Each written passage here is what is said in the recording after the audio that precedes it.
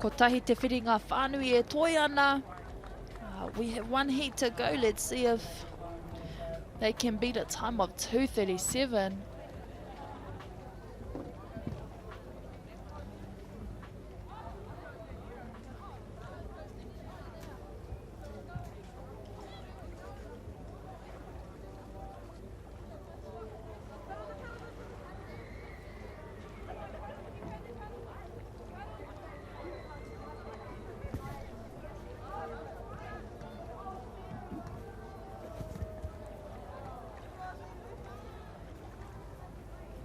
We have the last of our heats races e te whānau race 139 under 19 girls W6 500 metres heat 10 of 10.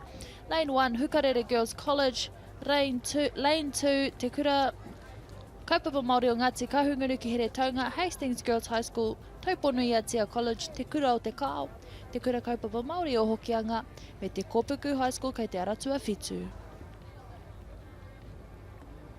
Ara e tūana te aki whero. Drifting up to the start line. Let's see if they can get a rolling start. Ana, kei te Aratua tahi tērā, Hukarere Girls High School, right on the line. Beautiful start. Across all lanes. Hukarere Girls.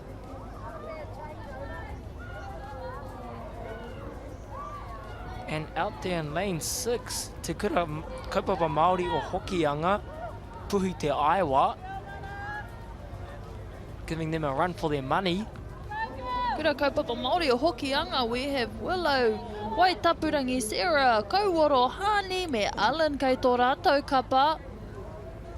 Ara, kua tāhoi te tūranga tuatahi e Te Kura Kaupapa Māori o Hokianga.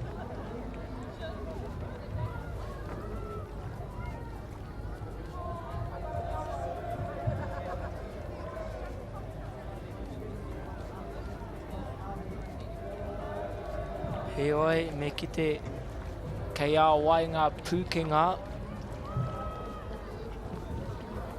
i tēnei wāhanga o te reihi.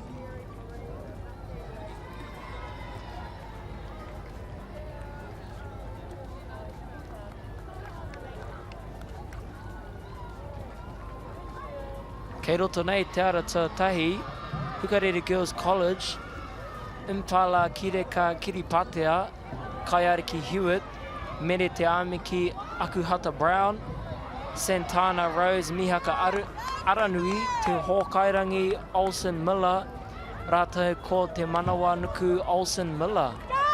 Ngā tuahine I roto rā. Hukere ana rātou. Rātou katoa. Knowing that this is their first and last 500 metre race for this year's secondary nationals.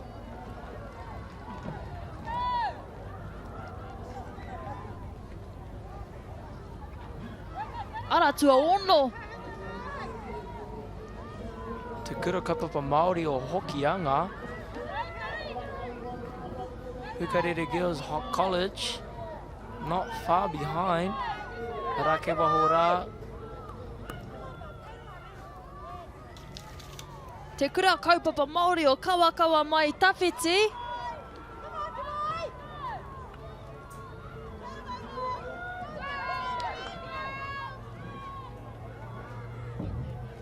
Mo te tūranga tuatoru tērā.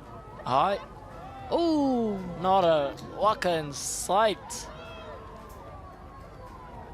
Heoi, ka tai mai te waka tuarua. Ara, te ara tuatahi.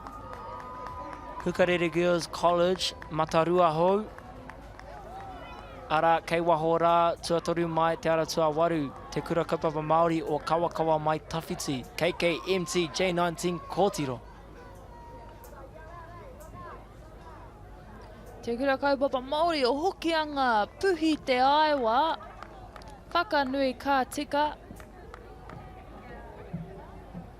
Ngau wana ngā pū kahu kahu.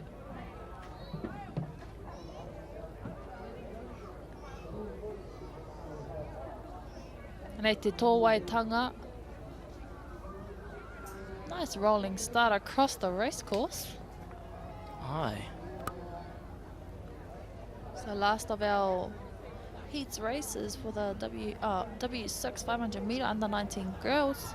We have seen though, it doesn't really matter if you get a good start. Some of these teams take the lead from the turn.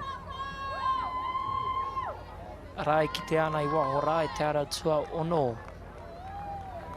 Tuhi te aiwa. Stolen the lead within the first half of the race.